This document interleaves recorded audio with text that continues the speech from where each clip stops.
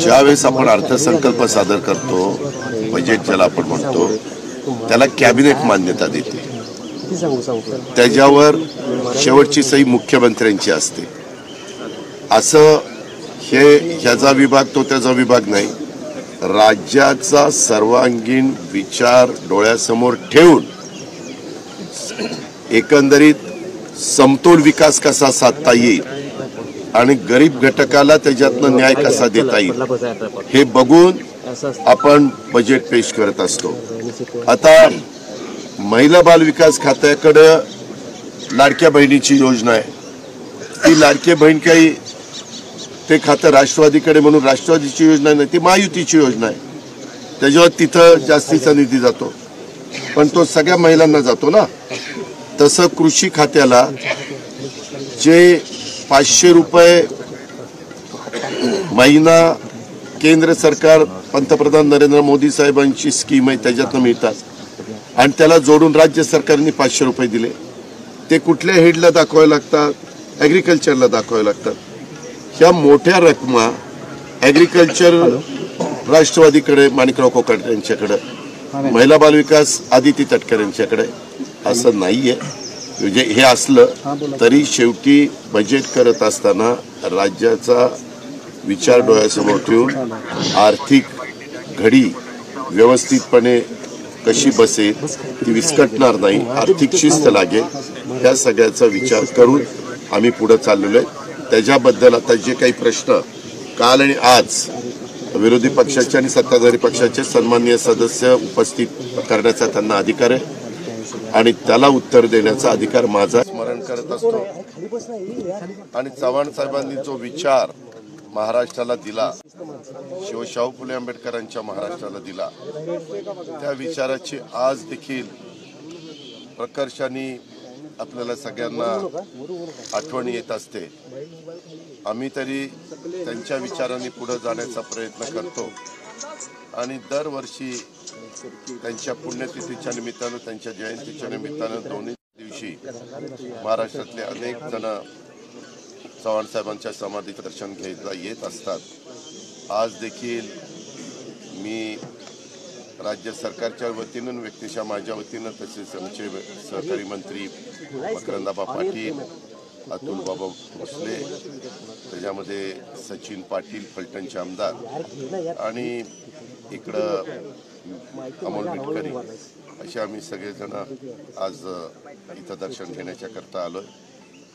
एकंदरीतच मी तरी काम करत असताना सतत मी माझ्या डोळ्यासमोर सुसंस्कृत महाराष्ट्र कसा असला पाहिजे याबद्दलची शिकवण जी चव्हाण साहेबांनी दिली, त्या शिकवणीचं स्मरण सगळ्यांनी करून, अलीकडे बघा काही काही जण स्टेटमेंट करत असताना दोन्ही बाजूची लोक, मी काही एक बाजूला बोलत नाही, विरोधी पक्षाची असू द्यात किंवा सत्ताधारी पक्षाची काही जण असू द्यात, कधी कधी अशा प्रकारचं वक्तव्य करतात की जे आपल्या महाराष्ट्राला सहन होणारं नाही, आपल्या महाराष्ट्राला परवडणारं नाही.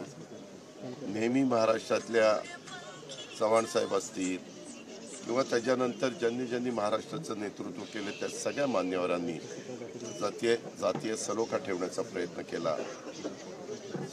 स्वतः युगपुरुष छत्रपती शिवाजी महाराजांनी देखील हिंदवी स्वराज्याची स्थापना करत असताना कधी जाती जातीमध्ये भेद केला नाही, समाजामध्ये भेद केला नाही. त्यांनी सर्व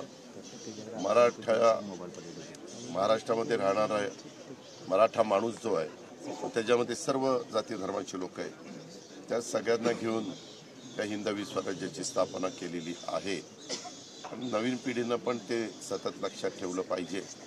अलीकडच्या काळामध्ये छावा जो चित्रपट आला त्याच्यामध्ये देखील आपण आपल्या हिंदवी स्वराज्याचे दुसरे त्या ठिकाणी छत्रपती संभाजी महाराज यांच्याही बद्दलचा इतिहास नवीन पिढीच्या समोर आणण्याचं काम चाललेलं आहे.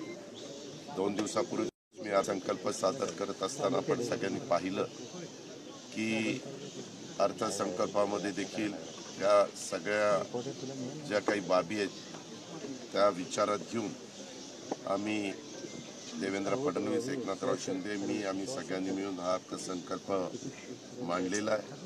आज पण त्याच्याबद्दलची बरीचशी चर्चा दोन्ही बाजूच्या सन्माननीय सदस्यांच्याकडनं होणार आहे. त्याही करता मला अर्थमंत्री म्हणून तिथं हजर राहायचं म्हणून मी सकाळी थोडंसं लवकर येऊन तिथं चव्हाण साहेबांच्या समाधीचं दर्शन घेण्याचा प्रयत्न केला. मला एवढंच सांगायचं आहे की जोपर्यंत मी राजकीय जीवनामध्ये तोपर्यंत चव्हाण साहेबांची विचारधारा मी कदापि सोडणार नाही किंवा ढळू देणार नाही. त्याच विचारधारेने महाराष्ट्राचं भलं होणार आहे, सगळ्या समाजाचं भलं होणार आहे.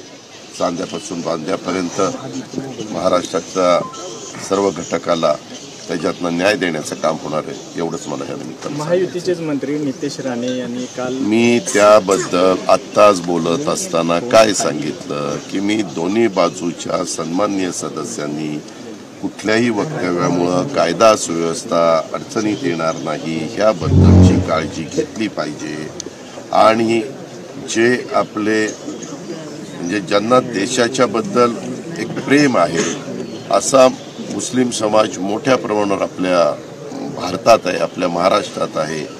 आणि त्याच्यामुळं इतिहास आपण जर वाचला, इतिहासात अनेक मोठ्या मोठ्या लोकांनी जी काही पुस्तकं लिहिली आहे, इतिहासाचं संशोधन केलेलं आहे, इतिहासाची माहिती मिळवलेली आहे, खोलवर जाऊन मिळवलेली आहे, त्या सगळ्यात आहे ना छत्रपती शिवाजी महाराजांनी त्यांच्याबरोबर जे काही लोक होते त्याच्यामध्ये मुस्लिम लोक देखील होते. दारुगोळा कोण सांभाळत होतं त्यांचा कितीतरी उदाहरणं आपल्याला देता येतील. आणि त्याच्यामुळं त्यांनी का असं वक्तव्य केलं, त्यांच्या वक्तव्यामागचा काय हेतू होता ते मला माहिती नाही. परंतु आपल्या देशाबद्दल अभिमान वाटणारा जो मुस्लिम घटक आहे तो सगळा तो देशप्रेमीच आहे ना, भारतप्रेमीच आहे, देशप्रेमीच आहे. एवढंच मला त्याबद्दल पुनर्वसनाच्या संदर्भामध्ये मला स्वतः मदत पुनर्वसन खात्याचे मंत्री आमचे मकरंदाबा पाटील आहेत. त्यामध्ये काही प्रश्न असतील तर प्रश्न सोडवणं हे आमचं काम आहे. प्रश्न सोडवले गेले नसतील तर त्याबद्दल मागणी करणं, त्याबद्दल निवेदन देणं हे त्या क्षेत्रामध्ये काम करणाऱ्यांचं काम आहे. माझं एवढंच म्हणणं आहे की त्याच्या संदर्भात मी आता अधिवेशन सगळं संपल्यावर वेळ पडली तर सातारमध्ये येऊन किंवा मुंबईमध्ये त्या संदर्भातली बैठक किंवा पुण्यामध्ये पण विभागीय कार्यालयामध्ये त्याच्यामध्ये काहींना VCवर घेईन व्हिडिओ कॉन्फरन्सिंगवर, त्याच्यात मंत्री महोदयांना पण हजर ठेवीन. ज्यांचं कोणाचं काही म्हणणं असेल, कोणा धरणग्रस्तांचं म्हणणं आहे असं थोडंसं कानावर आलेलं आहे, त्याहीबद्दल त्यांनाही विश्वासात घेत आणि कुठं काही राहिलेलं असेल तर त्याला न्याय देण्याचा प्रयत्न निश्चितपणे आम्ही महायुतीचं सरकार करू. नंबर 1. आणि दुसरं आपल्याला सगळ्यांना माहिती आहे की पथरी सरकार म्हणून ज्यांची ओळख होती ते क्रांतिसिंह नाना पाटील यांच्या संदर्भामध्ये देखील त्यांचा 1900चा जन्म आहे आणि त्यांच्या 125 वर्ष पूर्ण झालेली आहे. म्हणजे रौप्य शतक असं आपण त्याला म्हणू शकतो. आणि त्या संदर्भामध्ये जे काम नाना पाटलांच्या एकंदरीत त्यांच्या स्मारकाच्या बाबतीमध्ये व्हायला पाहिजे होतं ते तशा पद्धतीने झालं नाही. त्यामध्ये पण मी लक्ष घातलेलं आहे. निश्चितपणे क्रांतिसिंह नाना पाटलांच्या बद्दल एक अभिमान असणारा मोठा समाज आपल्यामध्ये आहे आणि त्याच्यामुळं त्यांना सगळ्यांना एक समाधान वाटेल अशा प्रकारचा निर्णय सरकारकडनं, महायुतीच्या सरकारकडनं निश्चितपणे केला जाईल.